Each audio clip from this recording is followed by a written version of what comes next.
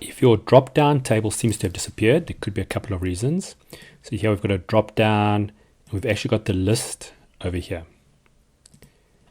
Now at the moment, if I go data validation, I can see where it's coming from.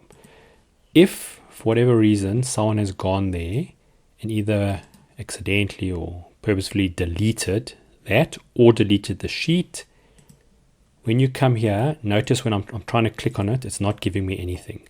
So it's always worthwhile, if that happens, go to data validation and it'll tell you it doesn't have it and you may need to go find it. So that's one reason. The second reason is it actually is there, but you don't seem to notice it. So here's my data validation. And when I click on it, it looks like it's blank. And then if I look up, I see all my items. So what's happened here is we've set up the data validation. And because we might put in some more items, we included a few extra blanks. The problem is that what the data validation does is because this cell is blank, it goes to the first blank it sees, which is way down here. So you're always having to go upwards. To avoid that, in the list, set it up. So I'm going to just move these down and copy, paste, and get rid of that one.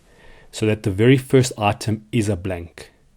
This way, when you now click, the blank is seen, it's the first one, and this is a little bit more logical for most people.